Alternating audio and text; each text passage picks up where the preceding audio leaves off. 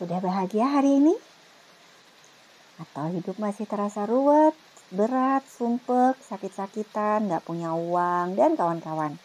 Padahal kita baru tahun baruan kan? Sambil menikmati nyala indah kembang api saat tahun baru, saya tersenyum. Banyak ya, hidup banyak orang, hidup kita sendiri mungkin seperti kembang api ini. Meledak sebentar lalu padam, nyala sebentar lalu mati, indah sebentar lalu tidak ada lagi, terang sebentar lalu gelap lagi. Persis hidup kita kemarin. Saja menunjukkan angka 00, satu pertanyaan yang saya ajukan pada diri ini. Sudahkah kamu bahagia hari ini? Lalu teringat malam yang sama 1 tahun yang lalu. Sederet janji dibuat, sederet resolusi, sederet rencana dibuat. Apakah sudah terrealisasi? Hanya diri kita sendiri bukan yang bisa menjawabnya.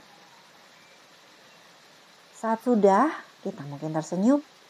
Saat belum, kita mungkin akan kecewa, sedih, dan justru menderita. Nggak enak kan? Ya udahlah, di tahun baru ini saya hanya punya satu janji yang saya pegang kuat-kuat. Saya bisa bahagia. Saya hanya mau hidup satu hari saja.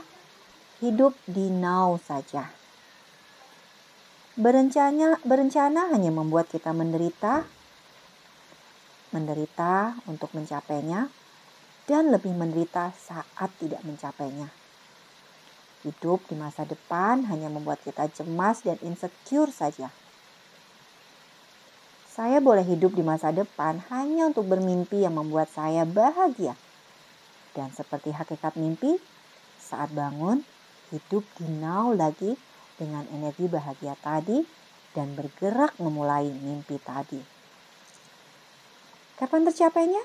Nggak usah dipikirin. Terus saja bahagia dan bersyukur seolah-olah mimpi itu sudah menjadi kenyataan atau realitas sebenarnya dalam hidup kita hari ini. Stay di dalam energi bahagia ini dan teruslah bersukacita dan bersuka cinta, sahabat. Sebaliknya, segala hal yang sudah terjadi di masa lalu bisa saya lepaskan. Let it go. Hanya boleh diingat memorinya, tapi emosi yang menyertai memori ini bisa saya lepaskan. Saya terima dan maafkan sepenuhnya semua yang sudah terjadi di masa lalu, baik orangnya maupun peristiwanya, bahkan untuk diri saya sendiri. Saya maafkan diri saya yang belum benar, belum baik, belum sempurna, dan belum lainnya. Saya mencintai dan menerima diriku dan dirimu seutuhnya. Sama seperti tagline di Camp Kesembuhan Holistik.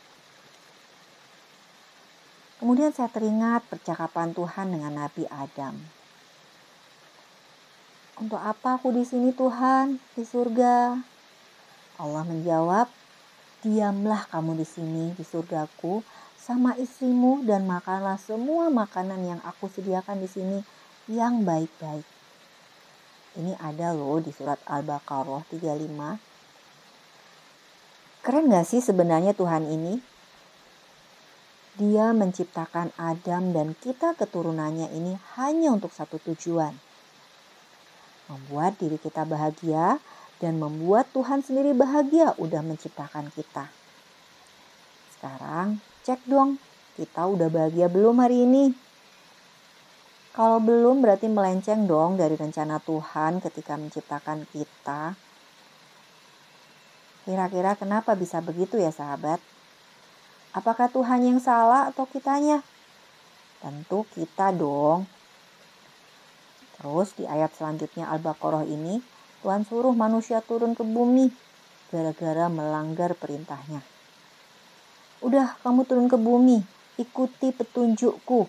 Kalau kamu ikuti, kamu gak perlu khawatir dan sedih hati. Ini ada di Al-Baqarah 38. Itu kata Allah loh. Sekarang pertanyaannya, kita nurut gak sama petunjuk Allah ini? boro-boro nurut, ngerti ada petunjuk atau bisa membaca petunjuk pun enggak ya sahabat. Enggak salah sahabat kalau lebih sering kita jadinya nyasar, muter-muter, keceplong, buntu, gelap, sembuhlah. Frustasi, sedih, marah, kecewa, menangis, menderita, terluka dalam perjalanan kita kemarin. Itu kemarin ya. Sekarang kesadaran kita hari ini bertumbuh. Kita kembali ke fitrah kita diciptakan sama Allah. Untuk berbahagia. Jalannya cuma satu, ikuti petunjuknya. Sekarang Allahnya ada di mana? Saya yakin agama apapun pasti menyatakan keberadaan Allah dengan jelas. Kalau di Islam ada di surat Shad 3872. Kalau di Kristen di 1 Korintus 6 ayat 19-20. Allah hadir di dalam dirimu. So, mulai sekarang orang Jawa bilang, wes ojo kakean karep, jangan banyak mau. Serahkan hidupmu sepenuhnya di tangan Allah, biar Allah yang membimbing semua langkahmu dalam hidup ini. Tugasmu hanya satu, diamlah, heninglah. Dengerin mau Tuhan berikut bimbingannya ini dalam dirimu. Suruh diem tuh pikiran. Kalau belum bisa suruh diem, saksikan saja pikiran-pikiran itu. Jangan terus-menerus diikuti. Pikiran ini suka sok tahu dan keminter. Merasa diri pinter, merasa diri benar, padahal nggak tahu apa-apa. Kalau pikiran sudah mampu diem, dengan sendirinya loh keberadaan Tuhan ini hadir sepenuhnya. Sesederhana itu konsepnya, tapi tidak sesederhana itu dalam prosesnya. Karena saat kita bisa melampaui semua pikiran-pikiran kita dan produk turunannya, berupa emosi-emosi kita dulu, keinginan dan kehendak-kehendak kita, baru kita sampai pada kesadaran Tuhan yang bisa nyata dan hadir dalam diri kita dan hidup kita hari ini. Ya Allah, aku sudah tidak mau apa-apa dalam hidup ini. Hidupku sudah cukup. Penderitaanku sudah cukup di tahun-tahun kemarin. Hari ini aku berjanji untuk selalu bahagia dan manut sama Engkau. Aku akan lebih banyak diam dan dengerin Engkau deh daripada dengerin diriku sendiri. Apalagi dengerin orang lain. Kan yang tahu diriku dan hidupku hanya aku sendiri dan Engkau ya Tuhan. Terima kasih ya Allah, Kau selalu hadir. Terima kasih ya Allah atas semua kebaikan yang Kau berikan selama ini. Maafkan aku yang selalu telat atau terlampau bebal untuk menyadarinya. Bahkan seringkali protes dan tidak terima atas semua peristiwa dan yang orang lain lakukan terhadapku kemarin-kemarin. Padahal semua adalah pesan cinta darimu. Dan orang-orang yang telah menyakitiku kemarin justru orang yang Kau utus untuk menyampaikan pesan cinta ini. Aku seharusnya berterima kasih dan memelukmu dengan segenap cinta. Alih-alih marah, kecewa, dan kehilangan kebahagiaan atas semua itu. Terima kasih Tuhan atas pesan cintamu.